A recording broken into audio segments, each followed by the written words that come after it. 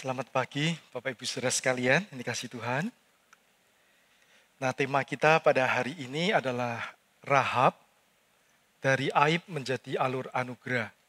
Kalau minggu lalu kita membahas tentang siapa? Seorang tokoh bernama Lea. Ya, hari ini kita membahas tentang Rahab dari aib, rasa malu, tidak ada harapan, tapi kemudian menjadi alur anugerah. Nah, saya tidak tahu apakah hari ini di dalam hidup kita ada hal-hal yang mungkin kita berpikir, seandainya kalau saya ada kesempatan mengulang kembali, saya akan mengambil keputusan yang berbeda. Karena kita telah ambil keputusan atau bertindak di masa lalu, yang mungkin kalau kita ingat hari ini, kita sangat malu, kita menyesal, kita merasa gagal, dan kita merasa bahwa sudah tidak ada harapan untuk berubah. Maksudnya kalau kita berpikir seperti itu, hari ini renungan kita tentang tokoh Rahab ini, kita berdoa supaya Tuhan berbicara kepada kita. Amin. Ya, mari kita akan buka Alkitab kita dari Yosua pasal yang kedua. Saya ajak kita membaca Yosua pasal kedua ayat 1 sampai 15, sedikit lebih banyak. Saya akan bacakan agak sedikit cepat, nanti sedikit lambat di bagian-bagian tertentu, supaya kita bisa mendapatkan gambaran secara lebih utuh terkait dengan tokoh Rahab ini. Yosua pasal yang kedua ayat 1. Yosua bin Nun dengan diam-diam melepas dari Sitim 2 orang pengintai, yakni katanya, pergilah amat-amatilah negeri itu dan kota Yeriko. Maka pergilah mereka dan sampailah mereka ke rumah seorang perempuan sundal yang bernama Rahab, lalu tidur di situ. Jadi ini peristiwa ini terjadi ketika orang Israel keluar dari Mesir dan mereka akan masuk ke tanah Kanaan. Untuk masuk ke tanah Kanaan mereka harus menyeberangi sungai Yordan. Nah, ketika mereka belum menyeberangi, Yosua mengutus 2 orang pergi ke Kanaan, khususnya ke kota Yeriko untuk mengintai kira-kira kondisinya seperti apa. Ya, ayat 2, kemudian diberitahukanlah kepada Raja Yeriko demikian. Tadi malam ada orang datang kemari dari orang Israel untuk menyelidik negeri ini. Maka Raja Yeriko menyuruh orang kepada Rahab mengatakan, bawalah keluar orang-orang yang datang kepadamu itu yang telah masuk ke dalam rumahmu. Sebab mereka datang untuk menyelidik seluruh negeri ini. Tetapi perempuan itu telah membawa dan menyembunyikan kedua orang itu. Berkatalah ia, memang orang-orang itu telah datang kepadaku, tetapi aku tidak tahu dari mana mereka. Dan ketika pintu gerbang hendak ditutup menjelang malam, maka keluarlah orang-orang itu. Aku tidak tahu kemana orang-orang itu pergi. Segeralah kejar mereka, tentulah kamu dapat menyusul. Tetapi perempuan itu menyuruh keduanya naik ke soto rumah dan menyembunyikan mereka di bawah timbunan batang rami yang ditebarkan di atas soto itu. Ayat 7, maka pergilah orang-orang itu mengejar mereka ke arah sungai Yordan, ke tempat-tempat penyeberangan, dan ditutuplah pintu gerbang. Segera sesudah pengejar-pengejar itu keluar. Tetapi sebelum kedua orang itu tidur, naiklah perempuan itu mendapatkan mereka di atas soto, dan berkata kepada orang-orang itu, aku tahu bahwa Tuhan telah memberikan negeri ini kepada kamu, dan bahwa kengerian terhadap kamu telah menghinggapi kami, dan segala penduduk negeri ini gemetar menghadapi kamu. Sebab kami mendengar bahwa Tuhan telah mengeringkan air laut Teberau di depan kamu. Tetapi kamu berjalan keluar dari Mesir. Ketika kamu berjalan keluar dari Mesir. Dan apa yang kamu lakukan kepada kedua raja orang Amori yang di seberang sungai Yordan itu, yakni kepada Sihon dan Og yang telah kamu tumpas. Tetapi ketika kami mendengar, tawarlah hati kami dan jatuhlah semangat setiap orang menghadapi kamu. Sebab Tuhan Allahmu ialah Allah di langit di atas dan di bumi di bawah. Maka sekarang bersumpahlah kiranya demi Tuhan, bahwa karena aku telah berlaku ramah terhadap kamu, kamu juga akan berlaku ramah terhadap kaum keluargaku. Dan berikanlah kepadaku suatu tanda yang dapat dipercaya, bahwa kamu akan membiarkan hidup ayah dan ibuku, saudara-saudaraku yang laki-laki dan yang perempuan, dan semua orang-orang mereka, dan bahwa kamu akan menyelamatkan nyawa kami dari maut. 14, lalu jawab kedua orang itu kepadanya, nyawa kamilah jaminan bagi kamu, asal jangan kau kabarkan perkara kami ini. Apabila Tuhan nanti memberikan negeri ini kepada kami, maka kami akan menunjukkan terima kasih dan setia kami kepadamu. Kemudian perempuan itu menurunkan mereka dengan tali melalui jendela, sebab rumahnya itu letaknya pada tembok kota. Jadi pada tembok itulah ia diam. Ya saudara, para lansia ini memang tidak bisa ditipu ya. Kadang-kadang baca keliru-keliru. Nah saudara, kisah Rahab ini adalah salah satu kisah yang menurut sebuah kutipan, ya, dikatakan bahwa Rahab adalah salah satu tokoh paling menarik dalam Alkitab. Kehidupannya menggambarkan dengan jelas bagaimana kasih karunia Allah bekerja dalam hidup seseorang yang dianggap atau menganggap diri itu memalukan dan tidak ada lagi harapan. Nah, saudara, oleh karena itu nanti kita akan melihat bersama melalui tiga hal ini, ya, tentang bagaimana Rahab dengan masa lalunya, masa lalu yang memalukan, masa lalu yang tidak ada harapan lagi. Kita akan lihat seperti apa. Kemudian nanti kita akan melihat bagaimana Rahab dengan kehidupannya itu, tapi kemudian dia memiliki iman yang hidup, yang kita akan belajar seperti apa sih sebetulnya iman yang sejati, iman yang Tuhan harapkan. Nah yang ketiga, kita akan melihat bagaimana ketika Rahab mengandalkan Tuhan, maka dari aib Tuhan menjadikan Rahab menjadi alur anugerah. Nah kita akan lihat yang pertama, bagaimana kehidupan Rahab di masa lalunya. Nah, Alkitab mencatat di dalam ayat 1 dan ayat yang ke-15, di situ dikatakan bahwa Rahab ini adalah seorang perempuan sundal. Jadi, jelas bahwa dikatakan di sini Rahab latar belakangnya adalah seorang pelacur. Nah, pelacur yang bagaimana kita tidak mendapat penjelasan yang cukup banyak, kecuali dapat penjelasan dari ayat 15 yang mengatakan bahwa rumahnya itu letaknya pada tembok kota. Jadi pada tembok itulah ia diam. Nah jadi kalau kita lihat di Yeriko, kira-kira tahun 1940-an, itu ada penemuan arkeologi. Ada seorang menggali di daerah Yeriko. Ya. Nah di sana ditemukan setelah dalam penggaliannya, ternyata Yeriko ini memiliki double wall. 2 dinding rangkap, yang mana masing-masing dindingnya cukup tebal, tetapi di antara 2 dinding ini ada jarak kira-kira 5-6 meter. Nah, orang-orang yang punya status sosial yang baik, ekonomi yang baik, terpandang, ya, dia bisa punya rumah di dalam kota dan terlindungi. Tetapi orang-orang yang tidak punya, yang sederhana, dia mau tidak mau tinggal di antara 2 tembok ini. Tembok yang cukup tinggi, jadi lumayan. Bisa jadi rumah beberapa lantai, begitu ya. Nah, sudah, tetapi ini ada tinggal di daerah di antara tembok itu. Nah, biasanya orang-orang yang tinggal di antara tembok ini adalah orang-orang yang sederhana. Karena apa? Karena faktor dia tidak bisa beli rumah di dalam kota. Resikonya adalah ketika nanti ada musuh yang menyerbu, maka yang kena duluan siapa? Yang ada di tembok luar. Dan kalau temboknya itu hancur, yang paling berbahaya yang ada di tembok luar. Jadi kemungkinan besar Rahab ini adalah, walaupun profesinya seorang pelacur, tapi kemudian kemungkinan dia adalah seorang yang secara ekonomi juga hidupnya sederhana. Ya, hidup di dalam kesederhanaan, sehingga itu menunjukkan dia mungkin profesinya pelacur tingkat tertentu, kelas tertentu, yang mana dengan status ekonomi yang sangat terbatas. Nah, dari sini kita tahu bahwa latar belakangnya, ya, Rahab ini secara sosial dengan status seperti itu pasti memalukan juga untuk dia, untuk keluarganya. Dengan status ekonomi seperti itu, dengan pekerjaan seperti itu, mungkin dia sudah tidak punya harapan lagi bisa menjadi orang yang hidup baik atau hidup lebih baik dari apa yang dia bisa pikirkan. Nah, apalagi juga hidupnya terancam. Nah, maka kalau kita lihat kata kota Yeriko ini sangat penting. Dan inilah yang kemudian mengubah hidup Rahab. Ya, ketika dia tahu apa yang akan terjadi pada kota Yeriko. Nah, kota Yeriko ini adalah kota di bagian wilayah Kanaan.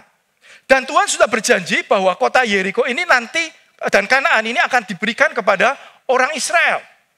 Dan kita tahu di dalam Alkitab bahwa orang-orang Israel, orang-orang Kanaan itu ditaklukkan oleh orang Israel dan dimusnahkan oleh orang Israel. Dan kemudian orang Israel meninggal di tempat itu. Nah, saudara, pemahaman ini atau pengetahuan ini seringkali membuat orang bisa salah memahami tentang siapa itu Allah.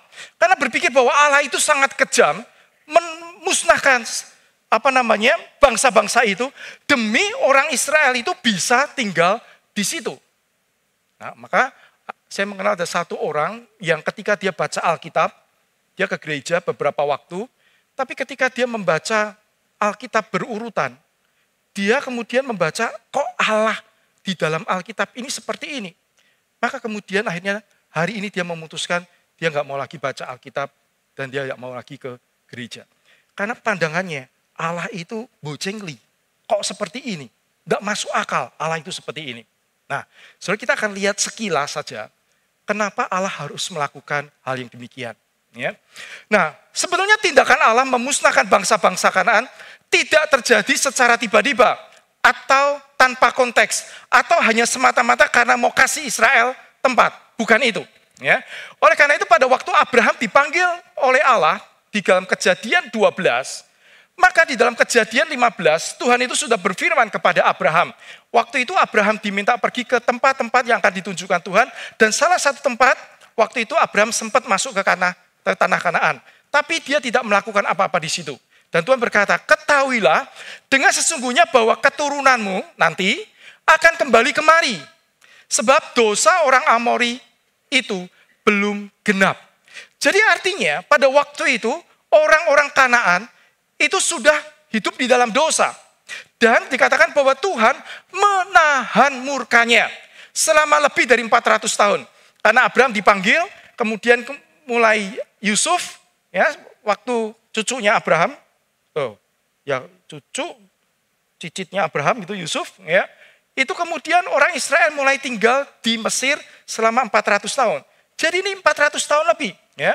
Tuhan memberi waktu kepada bangsa Kanaan untuk bertobat. Nah, tapi apa yang terjadi? Lebih baik, tapi karena kejahatan Kanaan sudah mencapai puncak sebelum menghukum Israel. Nah, itu kalau kita lihat jelas sekali bahwa Israel itu bukan bangsa yang kemudian diistimewakan Tuhan.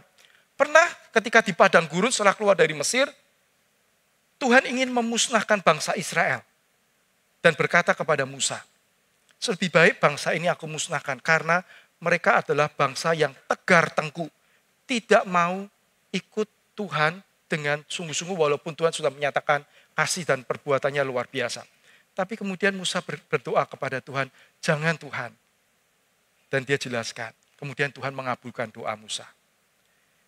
Jadi kepada orang Israel kalau berdosa pun Tuhan tetap menghukum. Ketika orang Israel sudah masuk Kanaan, dan kemudian di masa mendatang ketika mereka menyimpang dari Tuhan, mereka dibuang juga ke Babel dan di Asyur. Ada penghukuman kepada orang Israel. Jadi ini bukan masalah Allah mengasihi orang Israel dan menghukum bangsa lain, memusnahkan untuk orang Israel. Tidak. Tapi Israel hanyalah alat Tuhan. Dan alat Tuhan, kalau dia hidup tidak berkenan kepada Tuhan, Tuhan pun juga akan menolak dia. Nah, oleh karena itu, kalau kita lihat di sini, ya, mereka hidup orang-orang Israel dalam penyembahan berhala ekstrim sebetulnya. Kekerasan dan kebejatan moral. Beberapa praktek mereka, pengorbanan anak kepada para dewa. Jadi anak-anak dikorbankan untuk ibadah mereka. Hubungan seks dan praktek homoseksual dalam ritual ibadah mereka. Hubungan dengan binatang, dengan keluarga, sesama anggota keluarga. Dan kekerasan brutal. Kekejaman militer dan pembunuhan massal terhadap bangsa lainnya yang ditawan. Jadi ini adalah satu kondisi yang sebetulnya Tuhan sudah menunggu mereka bertobat, tapi mereka tetap tidak bertobat. Sampai kemudian di dalam Imamat dikatakan, nah kitab Imamat itu firman Tuhan kepada Musa yang ditulis setelah orang Israel keluar dari Mesir. Berarti sudah 400 tahun lebih. Dikatakan begini, negeri ini sudah menjadi najis, aku akan menghukum kesalahannya, sehingga negeri itu memuntahkan penduduknya.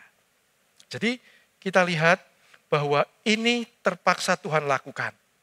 Karena orang-orang di sana telah berbuat dosa. Nah, saudara, tetapi kalau kita lihat penghukuman atas Kanaan adalah sesuatu yang adil. Namun pintu kasih karunia tetap terbuka bagi siapa saja yang berbalik kepada Tuhan. Buktinya adalah Rahab. Nah, kita akan lihat yang kedua. Rahab dari aib menuju hidup, iman yang hidup. Jadi Rahab dengan segala latar belakangnya yang memalukan secara pribadi sosial, tapi juga dengan kondisinya di mana tidak ada harapan, pasti akan dikalahkan oleh Israel, maka kemudian Rahab ini menunjukkan imannya. Nah, kita lihat bagaimana Rahab memandang Allah. Nah, kita perhatikan ketika kita lihat baca ayat-ayat itu, kita melihat imannya yang progresif. Dari dia mendengar karya Allah, ayat 10, kemudian dia mengakui Allah Israel sebagai Allah alam semesta, kemudian memohon belas kasihan dan bertindak sesuai dengan iman yang dia miliki kepada Allah. Nah, kita akan lihat satu persatu. Mendengar karya Allah.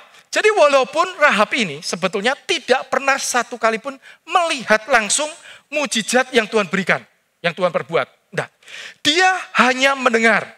Maka dikatakan di situ, sebab kami mendengar bahwa Tuhan telah mengeringkan air laut Tebrau di depan kamu ketika kamu berjalan keluar dari Mesir. Jadi pada waktu orang Israel keluar dari Mesir, kita tahu Mesir itu bangsa yang sangat kuat pada waktu itu. Dan asumsi orang waktu itu adalah bangsa yang kuat, pasti Allahnya juga kuat.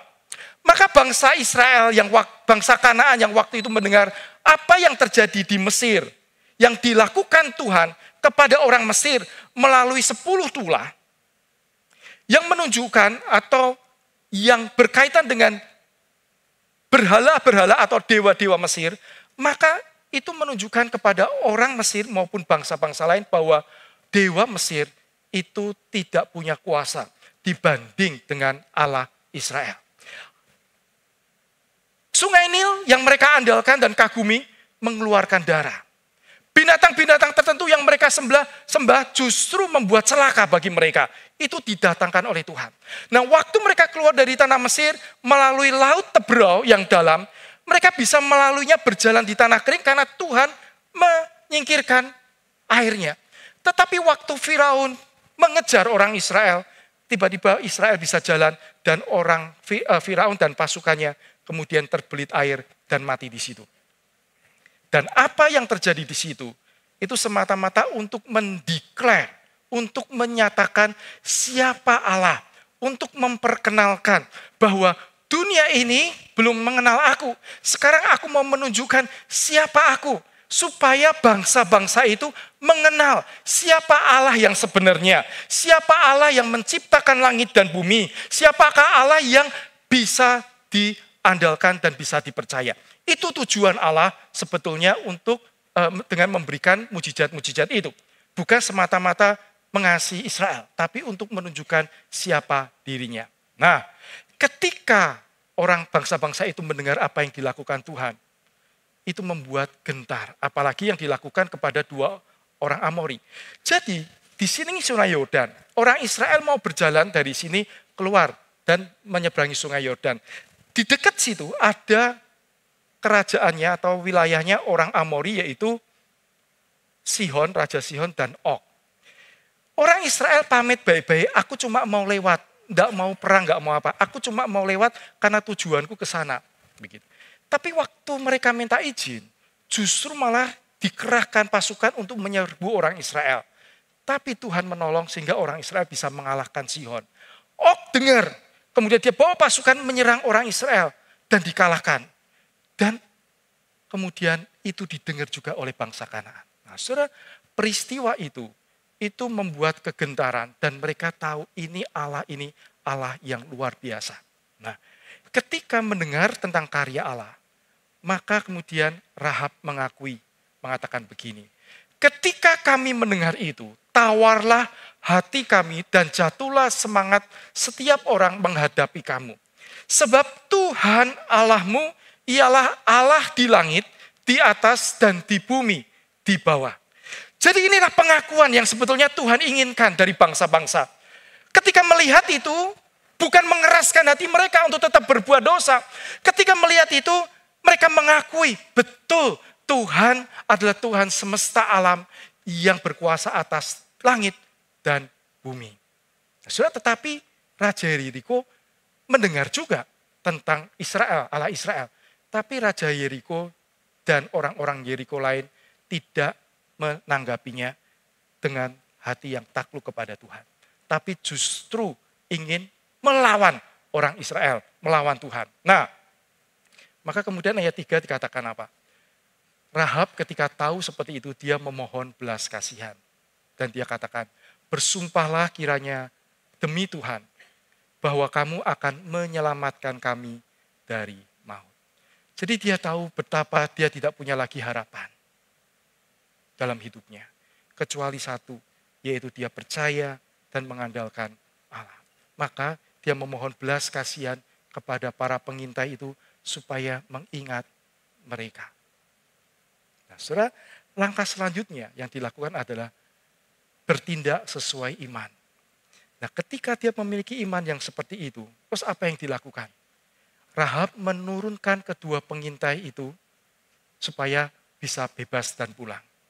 Dan setelah itu, kemudian dia memberitahu kepada keluarganya. Jadi pada waktu dia mengeluarkan orang Israel, ini bukan cuma menyelamatkan toh. Tapi itu menjadi sebuah bukti apa?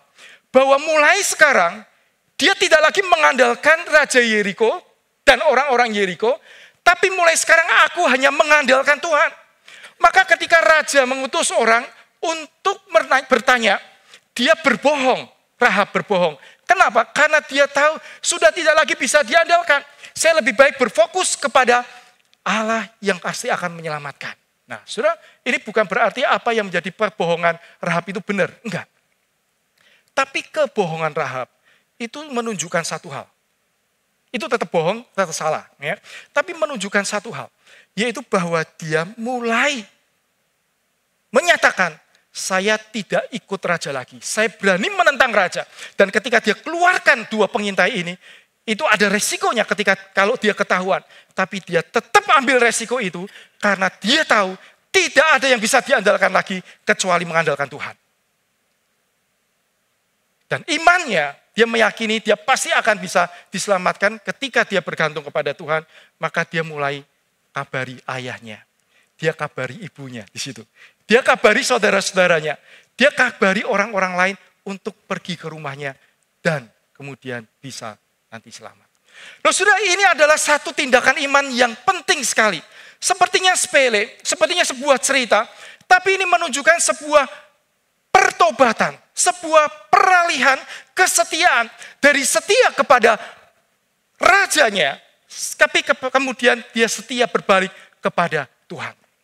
Nah, saudara, ketika kita melihat ini, maka inilah yang disebut kisah iman. Rahab mengajarkan bahwa iman sejati dimulai ketika seseorang berhenti mencari pembenaran diri, berhenti mengandalkan sistem dunia, dan beralih setia kepada Allah sebagai satu-satunya Tuhan dalam hidupnya.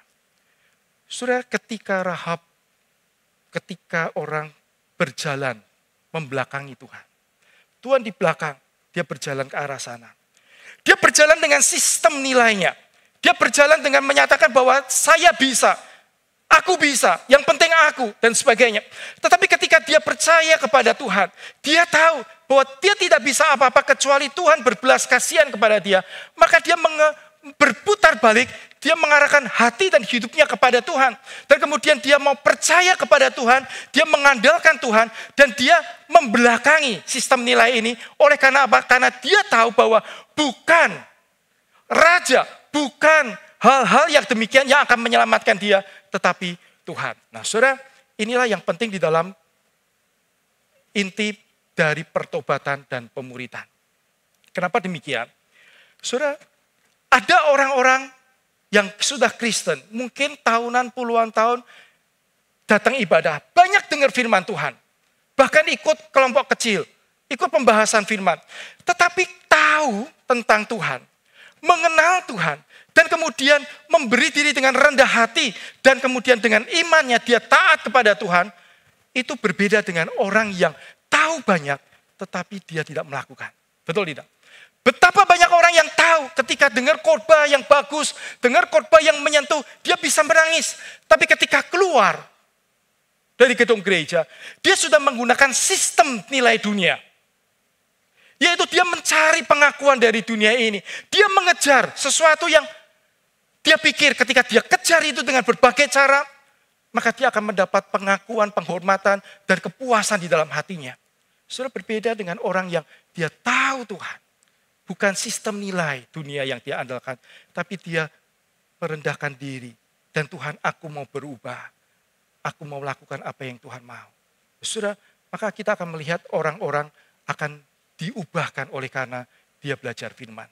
Maka tidak heran kalau kita lihat orang-orang sudah 10 tahun, 20 tahun, 30 tahun, 40 tahun, sampai 50 tahun pun lebih dia dengar Alkitab, dia dengar firman Tuhan. Tidak ada terjadi perubahan dalam hidupnya. Karena apa? Karena hatinya tidak kepada Tuhan. Dia percaya Tuhan, iya. Dia melayani, iya. Tapi sistem nilainya, hatinya masih kepada dunia. Sehingga tidak heran. Tidak ada pertumbuhan di dalam imannya. Saudara, kita akan melihat yang ketiga. Rahab dari aib menjadi alur anugerah. Nah, kita melihat bagaimana dia sudah memberikan hidupnya sepenuhnya kepada Tuhan. Mempercayakan diri sepenuhnya kepada Tuhan. Dan kalau kita lihat kasih karunia Allah melampaui apa yang dipikirkan oleh Rahab. Ketika Rahab memberikan hidupnya kepada Tuhan, masa lalunya yang memalukan, masa lalunya yang mungkin dia sesali, dia tidak ada harapan lagi. Tetapi mungkin pada awal dia mau untuk diselamatkan, dia mungkin semula hanya berpikir yang penting aku tidak mati bareng-bareng orang Yeriko. Tetapi Tuhan berkarunia memberikan lebih dari yang dia pikirkan. Mari kita lihat sekilas secara progresif apa yang Tuhan lakukan dalam diri Rahab ini. Ya. Nah, pada waktu perang, tanggal Yosua pasal yang ke-6, di mana diceritakan tentang Yosua itu menyerang Yeriko dan menaklukkan Yeriko. Dan ketika itu terjadi, itu di dalam ketegangan. Tetapi di tengah-tengah ketegangan, yang hebat adalah Yosua ingat tentang Rahab yang diceritakan oleh para pengintai. Maka dia katakan, tetapi kepada kedua pengintai negeri itu Yosua berkata, masuklah ke dalam rumah perempuan sundal itu dan bawalah keluar perempuan itu dan semua orang yang bersama-sama dia. Saudara, oleh karena anugerah Tuhan, Yosua sebagai pemimpin perang waktu itu, dia masih ingat Rahab ini. Sehingga Rahab bisa selamat. Nah, bersyukur. Akhirnya selamat. Yang kedua, bukan hanya Rahab selamat. Tetapi pasal 6 ayat 23 dikatakan, kemudian mereka, para pengintai itu menunjukkan kepadanya tempat tinggal di luar perkemahan orang Israel. Jadi kalau ini perkemahan orang Israel, Rahab dan keluarganya boleh tinggal di luar perkemahan, di dekat orang Israel. Artinya apa? Masih juga ada perlindungan. Tetapi kalau kita lihat yang ketiga, Rahab dan keluarganya diam di tengah-tengah orang Israel. Saudara, kitab Yosua ini ditulis oleh Yosua. Hanya bagian akhir yang ditulis oleh keturunan Harun. Bagian akhir ketika Yosua sudah mati. Pada waktu Yosua menyerang Yeriko, itu diperkirakan dia umur 80 tahun. Karena 40 tahun dia menjadi pengintai, kemudian 40 tahun orang Israel dihukum di padang gurun, jadi umur 80 tahun dia masuk ke Kanaan, menyerang Yeriko. Yosua dicatat Alkitab meninggal umur 110 tahun. Berarti ada jarak berapa? 30 tahun. Jadi ketika Yosua mengatakan begini, maka diamlah perempuan itu di tengah-tengah orang Israel sampai sekarang. Itu kemungkinan dia sudah tinggal di situ cukup lama. Artinya Rahab dan keluarganya bukan hanya dianggap orang asing dan diselamatkan begitu aja, tapi kemudian diterima sebagai bagian dari umat Tuhan. Menjadi bagian mereka dan tinggal bersama-sama mereka sampai saat itu. Bukan cuma itu, saudara, berkat Tuhan, karunia Tuhan melampaui yang Rahab pikirkan. Di dalam Matius 1 ayat 5-6 dikatakan begini. Ya, Salmon memperanakan Boas dari Rahab. Boas memperanakan Obed dari Rut. Obed memperanakan Isai. Isai memperanakan Raja Daud. Nah, Rahab menjadi alur keturunan yang melahirkan Daud dan Yesus. Saudara, kalau kita lihat Salmon memperanakan Boas dari Rahab. Boas salah satu tokoh di Alkitab yang sangat terhormat. Sangat terhormat. Dan itu adalah anaknya Rahab. Rahab yang adalah seorang pelacur. Seorang yang mungkin tidak dikehendaki oleh orang lain. Tetapi ada orang Israel, Salmon, yang mau menerima dia, mengangkat dia menjadi seorang istri. Dan dia melahirkan seorang anak yang sangat terhormat. Bahkan kemudian keturunannya berikut menjadi raja, yaitu Raja Daud, raja terbesar Israel. Dan keturunannya lagi, di dalam perjanjian baru, Yesus lahir sebagai keturunan Raja Daud. Jadi saudara, ini karunia Tuhan melampaui yang kita pikirkan. Artinya apa? Artinya adalah bahwa masa lalu kita itu memang mungkin bisa memalukan. Tapi Tuhan di dalam kasih karunia-Nya, ketika kita mau datang sungguh-sungguh kepadanya, Dia sanggup mengubah hidup kita menjadi sesuatu yang bahkan kita bayangkan saja tidak. Maka kemudian kalau kita lihat Rahab dijadikan teladan dan pahlawan iman. Jadi kamu lihat bagaimana manusia dibenarkan bukan hanya karena iman, tapi perbuatannya. Nah, ini bukan karena iman dan perbuatan untuk kita diselamatkan. Tetapi iman yang diwujudkan dengan perbuatan berdasarkan iman itu. Jadi ada orang-orang yang mengatakan saya beriman, tapi perbuatannya tidak menunjukkan bahwa dia orang percaya Yesus. Orang yang sungguh-sungguh mengenal Tuhan. Tapi justru Yakobus menekankan kalau kamu benar-benar percaya Tuhan, sudah menerima anugerah Tuhan, maka tunjukkan perubahan hidup. Dan itulah yang menjadi bukti imanmu. Dan karena iman saja kita diselamatkan. Nah, Ibrani 11 ini mencatat tentang tokoh-tokoh iman. Maka dikatakan karena iman, maka Rahab perempuan sundal itu tidak turut binasa bersama dengan orang-orang durhaka, karena ia telah menyambut pengintai-pengintai itu dengan baik. Jadi di sini imannya Rahab dijadikan salah satu contoh. Tidak banyak tokoh perjanjian lama yang ditulis di situ. Dan hanya ada 2 perempuan yang ditulis di situ. Dan salah satunya Rahab. Nah, saudara, ini menjadi sebuah teladan iman. Luar biasa, walaupun latar belakangnya demikian. Pertanyaannya begini, mengapa dari PL hingga PB, masa lalu Rahab masih terus disebutkan? Terus dikatakan dari kitab Yosua. Yosua kan menulisnya mungkin di akhir-akhir, dia masih hidup. Kenapa waktu dia nulis, dia masih tulis berulang kali pelacur itu, orang sundal itu, dan sebagainya. Selalu menunjuk kepada itu. Kemudian perjanjian baru di Yakobus, di Ibrani, masih dituliskan Rahab orang sundal itu. Rahab pelacur itu. Kenapa itu masih dituliskan? Seolah-olah masa lalunya itu terus diungkap, terus ditunjukkan. Nah, saudara, Alkitab sengaja melakukan itu. Untuk apa? Untuk menunjukkan betapa besar kasih karunia Allah dalam hidup seseorang. Untuk mengingatkan latar belakangnya seperti ini. Tetapi Tuhan mengubah dia menjadi orang yang beriman, menjadi orang yang sungguh-sungguh di dalam Tuhan. Walaupun latar belakangnya seperti ini. Ini untuk menunjukkan dan memberikan pengharapan. Seperti apapun kita masih punya harapan. Dan Tuhan sanggup mengubah hidup kita. Dan itulah kekatakan ketika di dalam Matius 1 ayat 6 yang menyebutkan Yesus adalah dari keturunan Daud. Dari Salomo. Salomo yang dilahirkan oleh Daud dari istri Uria. Mamanya Salomo siapa? Betsheba. Tetapi di Alkitab di Matius tidak ditulis Betsheba. Harusnya Daud dengan Betsheba. Tapi yang ditulis siapa? Daud dengan istri Uria. Itu dosa Daud ditulis di situ. Untuk menunjukkan Daud pernah berbuat salah. Berbuat satu hal yang fatal. Dia ambil istri orang. Istri tentaranya sendiri yang sangat mengabdi kepada dia. Bahkan membunuh Uria untuk mendapatkan istrinya. Dan Tuhan tetap mencatat Daud istri mendapatkan Salomo dari istri Uria. Dosanya tetap ditunjukkan. Untuk menunjukkan apa? Bahwa Tuhan berkarunia kepada kita luar biasa. Daud bisa seperti itu. Dia berdosa luar biasa. Tapi Tuhan menerima dia. Ketika dia betul-betul bertobat ditegur oleh Nabi Nathan. Dan dia mengatakan, Tuhan aku bersalah. Aku bersalah. Dan dia sungguh-sungguh menunjukkan pertobatannya. Dan Tuhan mengubah hidupnya. Bahkan keturunan yang dari Betseba itu dijadikan raja menggantikan dia. Saudara, inilah anugerah Tuhan yang begitu besar. Jadi kisah Rahab adalah kisah Injil.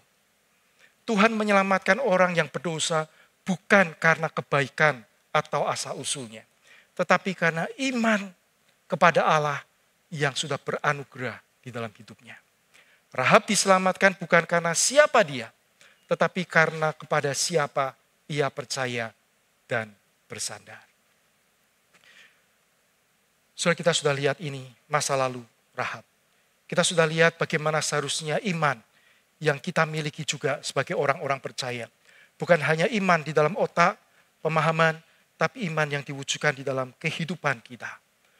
Dan bagaimana ketika kita hidup berjalan bersama Tuhan, masa lalu kita itu tidak jadi masalah seberapapun jeleknya. Tuhan bisa mengubah hidup kita seperti yang Tuhan mau, sesuai dengan maksudnya.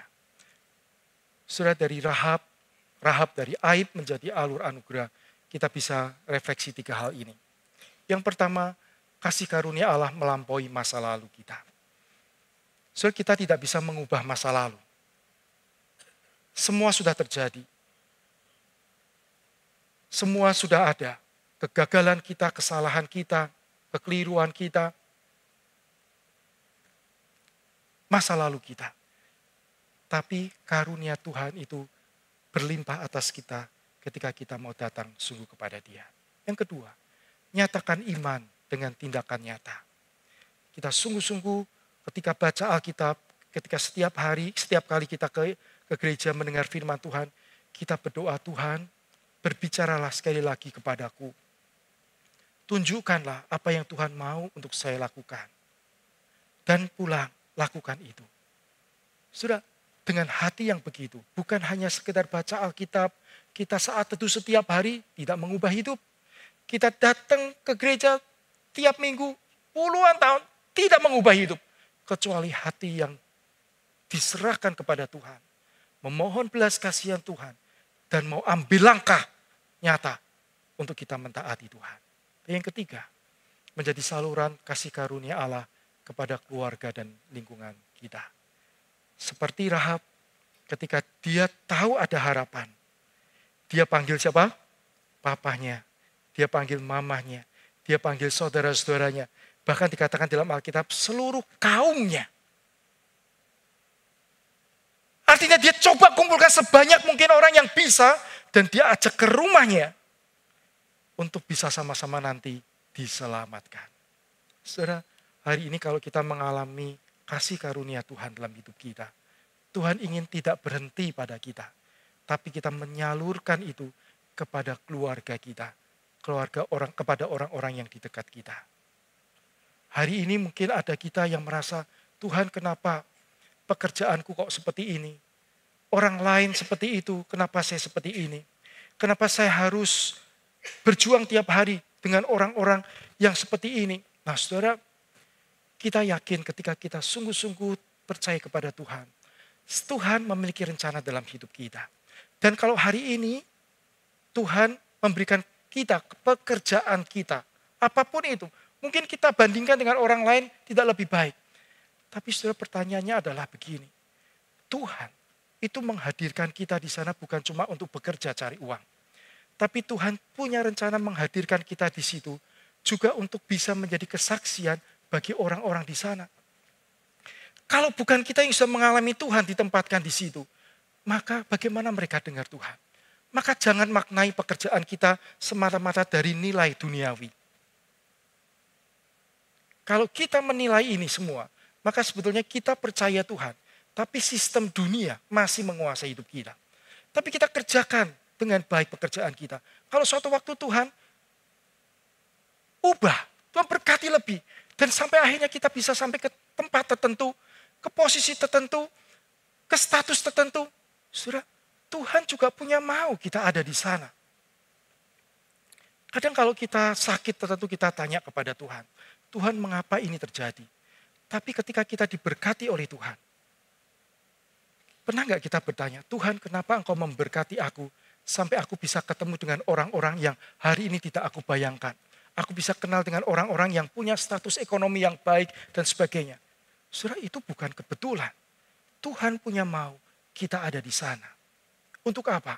Bagaimana mereka bisa dengar tentang Tuhan kalau tidak ada orang-orang yang Tuhan hadirkan ke sana. Jadi saudara, hari ini kita, kalau Alkitab kadang-kadang kita salah mengerti dari sekolah minggu ya.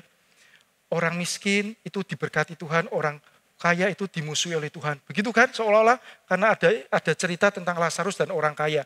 Saudara, tapi bukan itu maksudnya.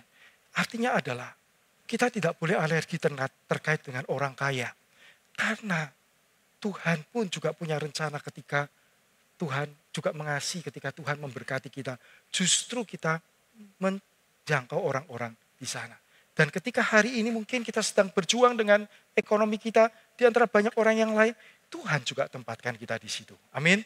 Dan kalau hari ini kita bergumul dengan sakit kita, mungkin ada di antara kita yang kemo, rutin.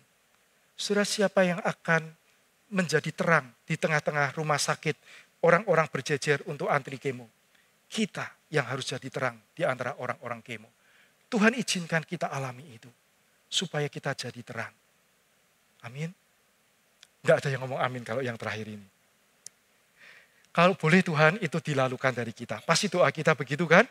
Tapi kalaupun itu terjadi dalam hidup saya, dalam hidup kita, Tuhan pakai supaya penderitaan, supaya sakit saya tidak sia-sia. Tapi sakit saya, penderitaan saya bisa menjadi terang dan berkat buat orang lain.